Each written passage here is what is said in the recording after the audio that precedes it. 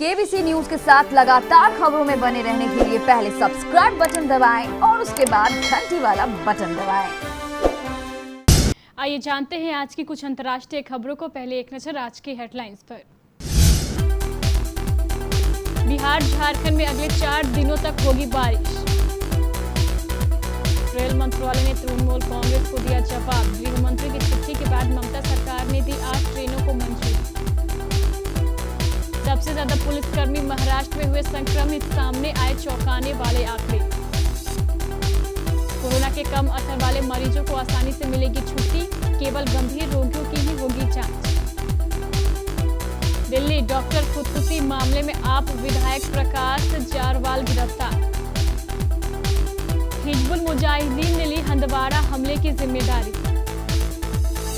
Aurangabad rail हादसे में बचे एक व्यक्ति ने कहा, घटना की डरावनी तस्वीरें मुझे परेशान कर रही हैं। महाराष्ट्र सरकार ने स्टूडेंट्स को दी राहत, 2020-21 में फीस नहीं बढ़ा सकेंगे स्कूल। डोनाल्ड ट्रंप भी अब कोरोना के चक्रव्यूह में घिरे, वायरस ने व्हाइट हाउस में किया डबल अटैक। महाराष्ट्र में 20,000 के करीब संक्रमित, देश में 2,000 के पास पहुंचा मौतों का आंकड़ा। रूस में 24 घंटे में कोरोना वायरस के 10,817 नए मामले, कुल संक्रमित मरीजों की संख्या 1,98,000 के पास। एसबीआई के बाद अब यूनियन बैंक ऑफ इंडिया ने भी ब्याज दरों में की कमी, घटेगा ईएमआई का बोझ। कौन बनेगा करोड़पति का शुरू हुआ रजिस्ट्रेशन। पति से अलग होने पर बोली श्वेता, सिर्फ मैं कमाने वाली, डिप्रेस नहीं हो सकती। और कुंबले ने कहा, कोविड-19 के खिलाफ लड़ाई टेस्ट मैच की दूसरी पारी की तरह। रांची और आसपास के इलाकों में लगातार किसी न किसी दिन हो रही बारिश और अगले दिन के मौसम के पूर्वानुमान को देखते हुए बिसरा कृषि विवि अंतर्गत कृषि मौसम एवं पर्यावरण विज्ञान द्वारा किसानों के लिए एडवाइजरी जारी की गई है। विभाग के अध्यक्ष डॉक्टर एन वदूर ने बताया है कि अगले 4 दिनों तक आसमान में बादल छाए रहेंगे। दिन का औसतन तापमान 23 डिग्री सेंटीग्रेड तथा हवा की औसत गति 16 किलोमीटर प्रति घंटा रहने की संभावना है, जबकि 12 एवं 13 मई को हल्की बारिश हो सकती है। रेल मंत्रालय ने शनिवार रात बंगाल की सत्ताधारी पार्टी तृणमूल कांग्रेस के उस दावों को खारिज कर दिया है जिसमें दावा किया गया था कि राज्य सरकार ने 4 प्रदेशों से प्रवासी मजदूरों को वापस लाने के लिए 8 ट्रेनों की व्यवस्था की है, जो अगले 3 दिनों में पश्चिम बंगाल पहुंचेगी। इस बीच कांग्रेस पार्टी ने भी केंद्र सरकार के सुर में सुर मिलाते हुए ममता बनर्जी सरकार को घेरा है। तृणमूल कांग्रेस और राज्य सरकार ने यह दावा केंद्रीय गृह मंत्री अमित शाह की ओर से पश्चिम बंगाल की मुख्यमंत्री ममता बनर्जी को लिखे गए उस खत के साथ किया, जिसमें उन्होंने आरोप लगाया था कि राज्य सरकार केंद्र को दूसरे राज्यों में फंसे प्रवासी मजदूरों को बंगाल ले जाने में सहयोग नहीं दे रही है। महाराष्ट्र में पुलिस कर्मियों के कोरोना वायरस से संक्रमित होने के बाद सबसे ज्यादा मामले सामने आए हैं। प्रदेश में अब तक 714 पुलिसकर्मी कोरोना पॉजिटिव पाए गए हैं। इनमें से 648 एक्टिव केस है और 61 ठीक हो चुके हैं, जबकि महाराष्ट्र में कुल 5 पुलिसकर्मियों की कोरोना की वजह से जान चली गई है। कोरोना मरीजों को अस्पताल से छुट्टी देने की अपनी नीति में संशोधन करते हुए स्वास्थ्य मंत्रालय ने स्पष्ट किया है कि अब गंभीर मरीजों और कमजोर प्रतिरोधक क्षमता वाले रोगियों की ही आरटी-पीसीआर प्रक्रिया से जांच होगी, जबकि संक्रमण के कम असर वाले, मध्यम असर वाले और प्री सिस्टमैटिक मामलों में मरीजों को छुट्टी देने से पहले जांच की अब जरूरत नहीं होगी।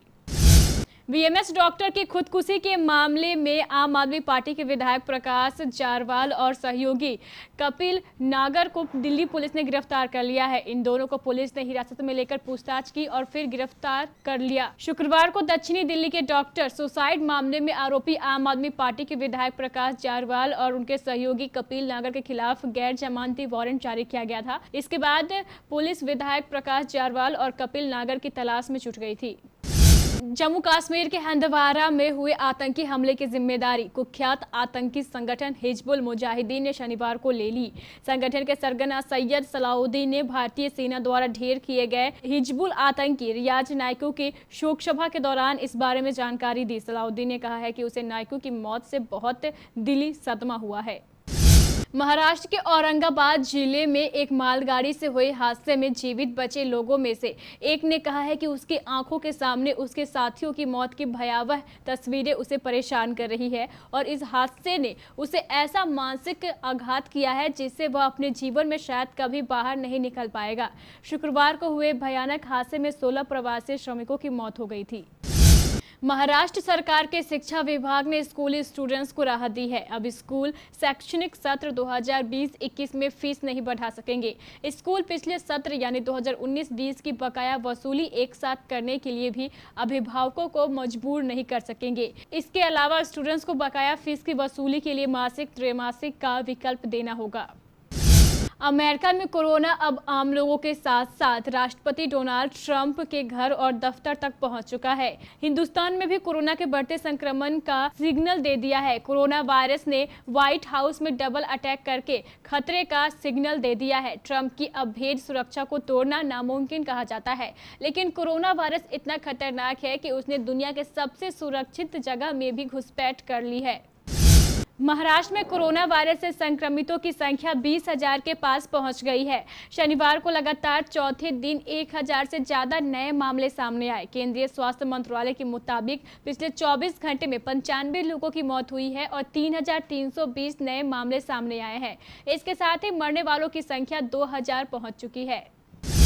रूस में पिछले 24 घंटे के दौरान कोरोना वायरस के 10,817 नए मामले सामने आने के बाद देश में संक्रमित लोगों की कुल संख्या बढ़कर 1,98,676 हो गई है। इसकी जानकारी स्वास्थ्य अधिकारियों ने दी। समाचार एजेंसी तास ने देश की कोरोना वायरस संकट रोधी केंद्र के हवाले से कहा है कि वर्तमान में कोरोना वायरस से मरने वालों की संख्या 1,827 पहुंच गई है। यूनियन बैंक ऑफ इंडिया ने सीमांत लागत आधारित ब्याज दर में 0.05% से 0.15% की कटौती की है। इस कटौती के बाद बैंक के एक दिन के कर्ज पर ब्याज दर 0.15% की कमी के साथ 7.15% रह गया है। इसी तरह एक महीने की MCLR में बैंक ने 0.10% की कमी की है।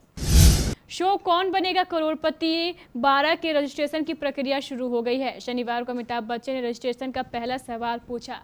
रजिस्ट्रेशन का पहला सवाल कोरोना वायरस से संबंधित था। बिग बी ने पूछा, 2019 में चीन में सबसे पहले कहां पर कोरोना वायरस बीमारी की पहचान की गई थी।